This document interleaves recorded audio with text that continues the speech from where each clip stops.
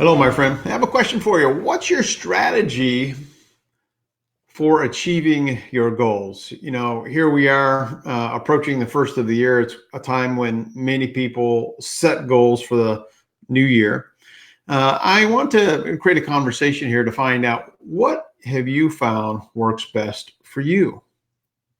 You know, I think there's a lot of people who are amazing goal setters. And unfortunately, that same group of people are not amazing goal achievers. Why? It's because sometimes they get too busy. They can't see the forest from the trees. They are doing the actions in terms of writing things down, but they don't have any accountability and they don't really achieve what they want. So the question becomes, how do you set goals, whether it's fitness goals, relationship goals, business goals, financial goals? And oh, by the way, do your goals create a balanced, well-rounded person? I don't know. It's a challenge because we're all super busy. What I've found is, you absolutely have to have a clear vision of who you want to be. And when you set a goal, you need to ask yourself the question, who do I need to become to accomplish that goal? I think that's the most important thing. And then say to yourself, am I willing to become that person? My mantra is live happy, stay young, and inspire others. The living happy, I do my personal development, I do my random acts of kindness, and I'm always trying to make a difference in other people, trying to educate them and show them how doing little things like random acts of kindness or gratitude cards.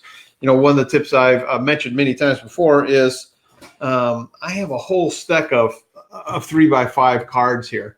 And all of these cards, I have written, what I'm grateful for. Easy to do, easy not to do, as Jim Rohn says.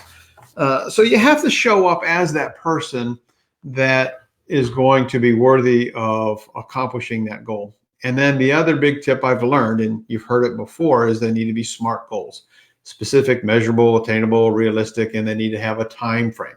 And I have done that many times, and many times I haven't achieved my goal. So I've learned some lessons. I've been working for myself now as an entrepreneur for 25 years. I've done a lot of things right. I've done a lot of things wrong, made lots of mistakes. I am very persistent in achieving and accomplishing my dreams. And that's what I would want for you too. So how do you set goals and achieve goals? And I know some of you out there are coaches and trainers. Some of you would like to be coaches and trainers. I'd love to hear what you have found that works for me. I can tell you something that I worked on this morning is an accountability sheet. These are the behaviors and activities that I need to do in order to move the needle for me to accomplish my goal. I always set my goals in, 90-day increments.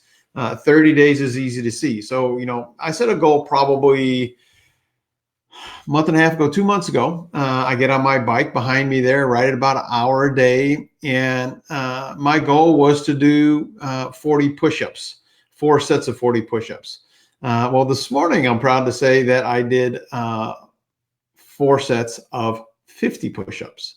My goal by December is to do 1,000 push-ups a week. Now I'm 62 years old. I think that's pretty good for an old guy like me, but I don't really feel like I'm old. I feel like I'm in my 30s. I feel amazing. I do the things, the little things, whether it be exercise or whether it be nutrition or supplements. It's hanging around the right people and having the right conversations that lift me up and inspire me to be better. And you know what, as I've done that, I know that some of the people in my circles have now started getting in better shape, reading more books, and showing up as a more effective leader. And that's really what I want to be in 2020. I want to be a better leader. I want to be a better person. It's a never-ending process for me to become a better version for myself. And I'm very confident that I will not only achieve my goals, but I will be the person that is worthy of achieving those goals. And that's probably where the rubber hits the road. That's the hardest part where most people drop the ball. They're not willing to master the mundane. They're not willing to do the things that seem insignificant in the moment, but when compounded over a long period of time, can take you up the success curve or down the failure curve. I remember when I couldn't do one push-up, a guy's push-up. So I started doing push-ups on my knees.